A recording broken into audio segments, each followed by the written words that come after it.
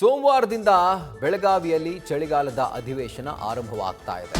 ಇದಕ್ಕಾಗಿ ಒಂದು ಬ್ಯಾನರ್ ಕೂಡ ಅಲ್ಲಿ ಹಾಕಲಾಗಿದೆ, ಸ್ವಾಗತವನ್ನ ಕೋರುವಂತ ಒಂದು ಬ್ಯಾನರ್. ಆದರೆ ಪ್ರಾಬ್ಲಮ್ ಏನು ಅಂತಂದ್ರೆ ಮರಾಠಿ ಭಾಷೆಯಲ್ಲಿ ಈ ಬ್ಯಾನರ್ನಲ್ಲಿ ಸ್ವಾಗತ ಕೋರಲಾಗಿದೆ.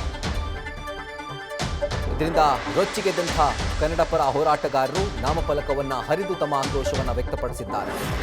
ನಗರದ ಚೆನ್ನಮ್ಮ ವೃತ್ತದಲ್ಲಿ ಒಂದು ಮರಾಠಿ ಭಾಷೆಯ ನಾಮಫಲಕ ಅಳವಡಿಕೆ ಮಾಡಲಾಗಿತ್ತು.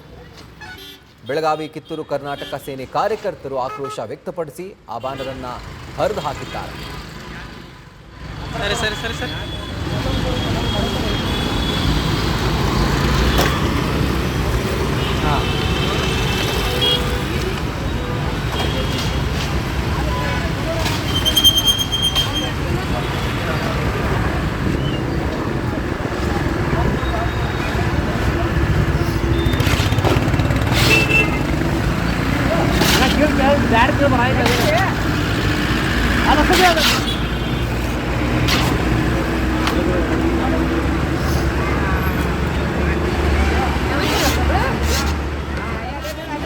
ಇವರಿಗೆ ಸೂಚನೆ ಕೊಡ್ತಾ ಇಲ್ಲ.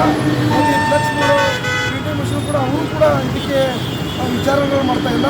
ಮರಾಠಿ ಭಾಷೆಗಳಲ್ಲಿ ನಾಮಫಲಕಗಳನ್ನು ಹಾಕಿ ಇಲ್ಲಿ ಕನ್ನಡ ಸ್ವಾಭಿಮಾನಿ ಕನ್ನಡಿಗರಿಗೆ ಮನಸ್ಸಿಗೆ ನೋವು.